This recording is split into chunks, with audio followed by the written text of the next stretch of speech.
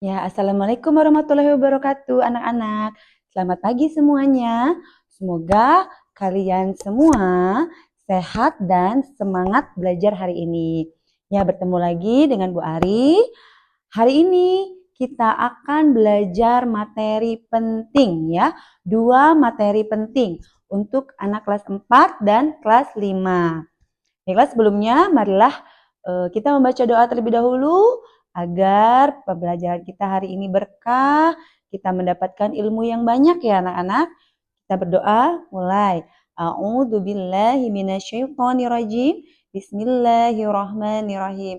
Alhamdulillahirabbil alamin. Arrahmanirrahim. Maliki yaumiddin. Iyyaka na'budu wa iyyaka nasta'in. Ihdinas siratal mustaqim. Siratal ladzina an'amta 'alaihim ghairil maghdubi 'alaihim waladdallin. Amin.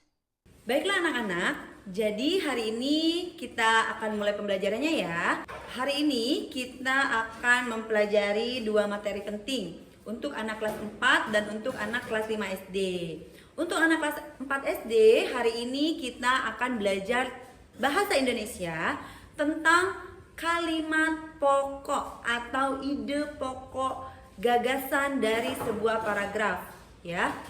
Nah, sementara untuk anak kelas 5 SD, hari ini kita akan belajar tentang alat gerak ya. Alat gerak pada hewan dan manusia, serta apa sih fungsi dari alat gerak tersebut? Tuh ya. Baiklah, sekarang kita akan mulai pembelajarannya dari kelas 4 dulu ya. Kelas 4 tadi Ibu sudah sampaikan bahwa hari ini kita akan belajar tentang gagasan pokok dari sebuah paragraf. Silakan disimak, Ibu akan membacakan sebuah paragraf. Nanti kalian tentukan ya, apa yang menjadi ide pokok atau kalimat utama dari paragraf tersebut. Dengarkan baik-baik. Burung adalah hewan yang memiliki sayap dan mampu terbang. Burung menggunakan sayapnya untuk mencari makanan dan melindungi diri dari bahaya.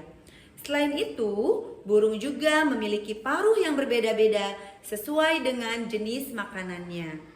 Ibu ulangi sekali lagi ya. Burung adalah hewan yang memiliki sayap dan mampu terbang. Burung menggunakan sayapnya untuk mencari makanan dan melindungi diri dari bahaya. Selain itu, burung juga memiliki paruh yang berbeda-beda sesuai dengan jenis makanannya. Nah, sebelum Ibu menyampaikan apa sih yang dimaksud dengan kalimat utama atau ide pokok gagasan itu, adakah yang ingin menyampaikan? Kira-kira apa sih gagasan pokok atau kalimat utama yang ada di paragraf tersebut? Iya, Ahmad silakan. Wah, betul nggak kira-kira teman-teman? Iya betul, Masya Allah, Ahmad keren, hebat, bagus ya. Jawaban Ahmad betul. Kira-kira kenapa sih itu disebut dengan kalimat utama atau ide pokok? Coba siapa yang bisa menyampaikan kepada kita semua di sini? Ya, boleh Airin.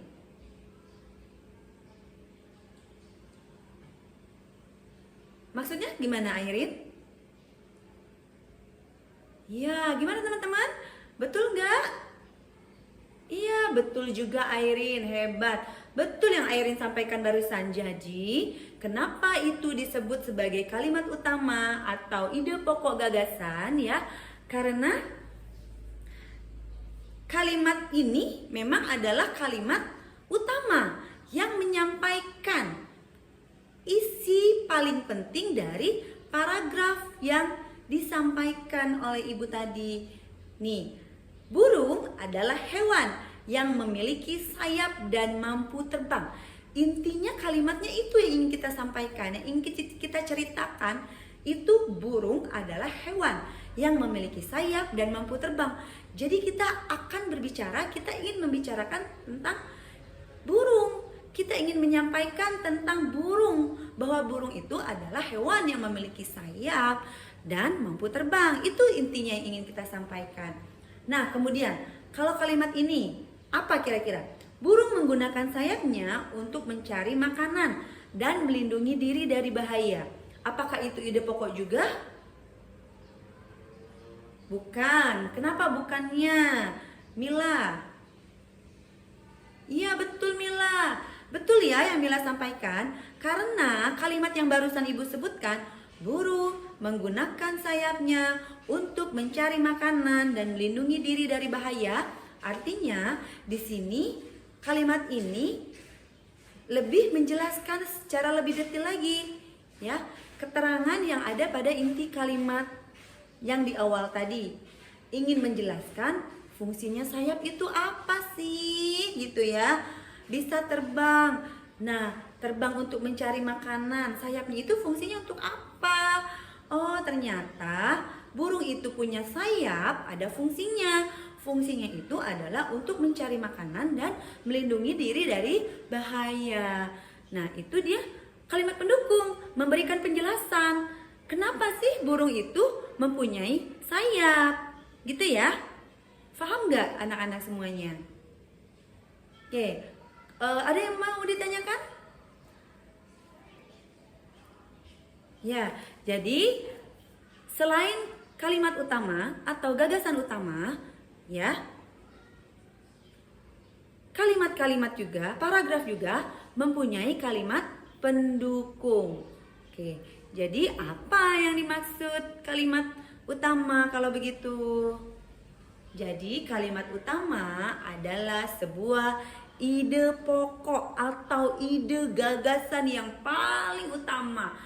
Isinya itu yang paling utama yang ingin kita sampaikan, ya, dalam sebuah paragraf.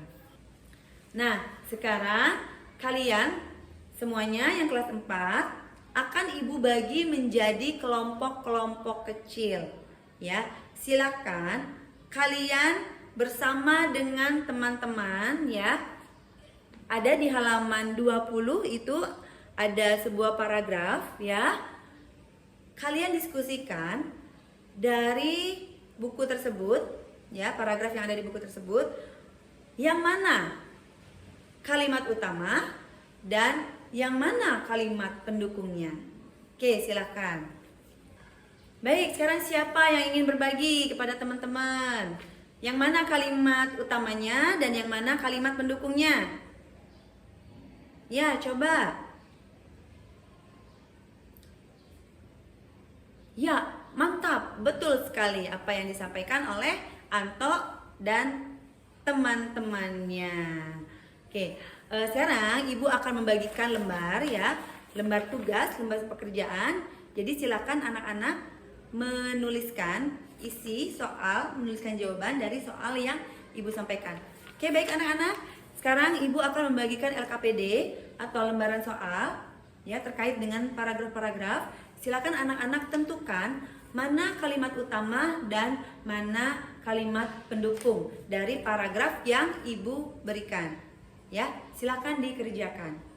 Baik anak-anak kelas 5, sekarang kita akan belajar tentang alat gerak, ya, pada hewan dan manusia.